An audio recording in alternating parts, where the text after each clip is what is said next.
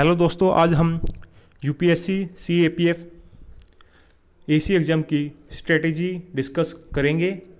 मेरा नाम अमित है और मेरा selection as a assistant commandant in Border Security Force in CAPF 2018 में हुआ है। मेरा रैंक 274 था। मेरे पेपर 1 में मार्क्स हैं 134.3, पेपर 2 में 73 एंड पर्सनैलिटी टेस्ट में 76।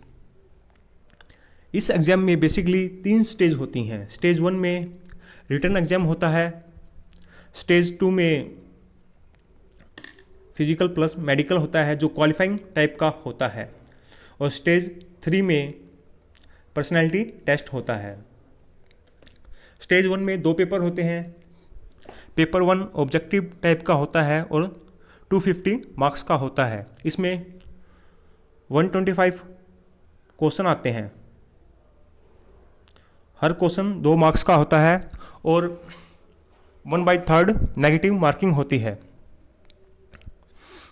पेपर 2 में सब्जेक्टिव टाइप का होता है और ये 200 नंबर का होता है। इसमें 4 ऐसे आते हैं जो हम हिंदी या इंग्लिश किसी भी लैंग्वेज में लिख सकते हैं, लेकिन जो इसका बाकी पार्ट होता है वो हमें इंग्लिश में ही करना होता है, जैसे grammar, report writing, argument, comprehension और प्रेसी राइटिंग।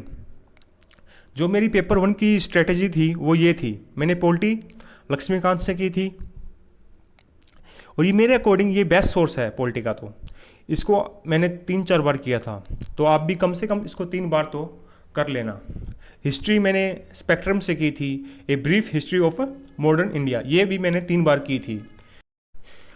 ज्योग्राफी का मेरा जो सोर्स था वो था मुरनल सर की यूट्यूब चैनल है, वहाँ पे रस्तनील सोलंकी मैम की ज्योग्राफी वीडियोज़ हैं, लगभग 43 के आसपास वीडियो हैं, वो देख लेना आप। उसमें भी आप जो वर्ल्ड ज्योग्राफी है वो रहने देना, मतलब अगर आप पे टाइम नहीं है तो उसमें ओनली आप साउथ ईस्ट एशिया नेशन कर लेना, वो इम्पोर्टेंट है। और जनरल साइंस के लिए मैंने सौरभ पांडे सर को फॉलो किया था, ये सर बेस्ट हैं जनरल साइंस के लिए। और इसी चैनल पे आपको हिस्ट्री और इकोनॉमिक्स की वीडियो भी मिल जाएंगी, वो भी ठीक हैं। अगर आपकी मैथ वीक है तो आप राकेश यादव सर के क्लास नोट्स ले सकते हैं। और रीजनिंग के लिए आप प्रीवियस ईयर पेपर देख लेना, रीजनिंग इतनी डिफ़िकल्ट नहीं आती। पेपर 2 के लिए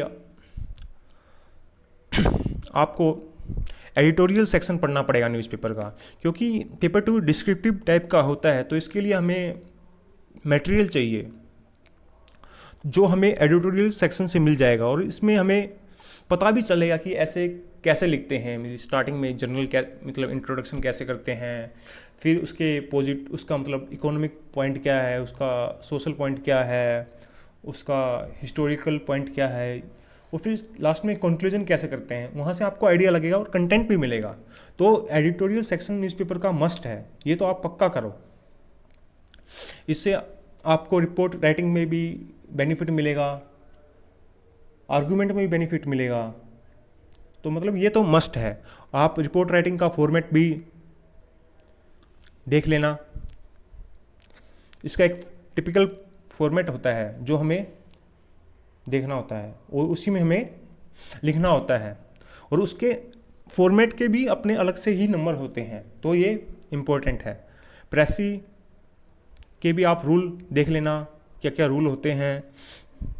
अगर आपकी ग्रामर वीक है तो आप प्लिन टू पैरामाउंट बुक फॉलो करना, ये बेस्ट बुक है और इंग्लिश के लिए मेरे अकॉर्डिंग। वो जो मोस्ट इम्पोर्टेंट पॉइंट है जो आपको फॉलो करने हैं वो ये है कि आपको पिछले 5 साल के प्रीवियस ईयर पेपर सोल्व करने हैं, सिंसियरली करने हैं, सिंसियरली। और जो पेपर 2 है ना, उसको इवेलुएट करवाना है एक्सपर्ट से। एक्सपर्ट कोई भी हो सकता है, जैसे आपका स्कूल का इंग्लिश टीचर, कॉलेज का इंग्लिश टीचर, या आप अगर हिंदी में लिखते हो तो आपका हिंदी टीचर। अगर आपको कोई भी ना मिले फिर भी तो आप मुझे मैसेज कर देना, मैं आपका इवेलुएट कर दूंगा पेपर, ठीक है, पेपर 2। और मतलब पेपर से 2-3 महीने पहले, 2 महीने पहले अच्छी मॉक टेस्ट सीरीज ज्वाइन कर लेना। इसका बहुत ही बेनिफिट मिलेगा आपको, क्योंकि मॉक टेस्ट से आपके पेपर 1 में लगभग 10 से 15 नंबर बढ़ जाएंगे, और पेपर 2 में भी आपके 10 नंबर का बेनिफिट तो मिलेगा, और 20-25 नंबर का बेनिफिट बहुत होता है, बहुत ज़्यादा होता है यूपीएससी एग्जाम में। Current affair is the backbone of this exam, क्योंकि करंट अफेयर की हेल्प से हमें पेपर 2 में भी हेल्प मिलेगी, वहाँ पे हमें कंटेंट राइटिंग में, ऐसे राइटिंग में भी हेल्प मिलेगी, वहाँ से हमें कंटेंट मिलेगा जो हम ऐसे में लिख सकते हैं, और पेपर 1 में भी 10-15 क्वेश्चन आते हैं करंट अफेयर से, डायरेक्टली और इनडायरेक्टली। और लास्ट पॉइंट ये है कि हमें किसी की भी स्ट्रेटजी ब्लाइंडली फॉलो नहीं करनी चाहिए कि भाई उसको इतना टाइम लग रहा है, वो इतना जल्दी कैच कर रहा है, उसने तो इतने घंटे पढ़ा, उसने इतने घंटे पढ़ा। मेनली क्या है कि जो क्वालिटी है वो मैटर करती है इस एग्ज़ाम में, नॉट ए क्वांटिटी। भाई इतने घंटे पढ़ना, ये कुछ बेनिफिट नहीं है। तो आप मेनली ब्लाइंडली फॉलो ना करें, ठीक है। अगर आपको कोई भी क्वेरी हो तो मुझे इंस्टाग्राम पे मैसेज कर देना, मैं आपका रिप्लाई दे दूंगा वहाँ पे। अगर आपको कोई मिल नहीं रहा जो आपके पेपर इवेलुएट कर सके, तो आप मुझे वहाँ पे फ़ोटो खींच के भेज देना, मैं आपके पेपर इवेलुएट कर दूंगा। ये मेरी इंस्टाग्राम आईडी है, इस पर आप मुझे मैसेज कर देना, ठीक है। अब आती है स्टेज सेकंड। स्टेज सेकंड में फिजिकल प्लस मेडिकल होता है, ये क्वालिफाइंग टाइप का होता है। और फिजिकल में मतलब कुछ पैरामीटर है जो होने चाहिए, जैसे मिनिमम हाइट इतनी होनी चाहिए 165 सेंटीमीटर, और वेट का भी है मेरे ख्याल से कुछ कंडीशन, तो आप चेक कर लेना। और आज मतलब मेडिकल जो क्राइटेरिया वो भी चेक कर लेना भाई, जैसे स्पेक्स का नंबर है भाई +-4 तक अलाउड है, और भी कई पैरामीटर है, तो आप चेक कर लेना। ये आप CAPF 2019 की नोटिफिकेशन से चेक कर लेना। अभी तो नोटिफिकेशन आई नहीं है इस साल, तो पुरानी नोटिफिकेशन से चेक कर लेना कि आपके जो सारे पैरामीटर हैं वो आपके फॉलो हो रहे हैं। अब आता है स्टेज 3 पर्सनैलिटी टेस्ट। ये 150 मार्क्स का होता है। तो इसमें ना ये भी मतलब जैसे नाम बता रहा है कि ये इंटरव्यू नहीं होता, ये पर्सनैलिटी चेक कर रहे हैं कि आप फोर्स के लिए फिट हो या नहीं। इसमें मतलब ज़्यादा फोकस आपके बारे में ही होगा, तो आपको अपने बारे में सब कुछ पता होना चाहिए। आपकी हॉबी है उसके बारे में पता होना चाहिए, आपके एजुकेशनल बैकग्राउंड के बारे में पता होना चाहिए। अगर आपके फादर फोर्सेस में हैं या कहीं भी हैं तो उसके बारे में थोड़ा बहुत आपको नॉलेज होनी चाहिए। और इसमें जो मेन पॉइंट है कि आप ब्लफ ना करो। अगर आपको कोई चीज़ नहीं पता तो मना कर दो, बस आप भाई हमें नहीं पता, ओके। और आपको ना सारे जो CPF फोर्सेस हैं उनके रोल के बारे में, उनके मैंडेट के बारे में पता होना चाहिए। तो आप ये भी मतलब इनके सारे फोर्सेस के विकिपीडिया पेज पे जाके उनकी डिटेल चेक कर लेना।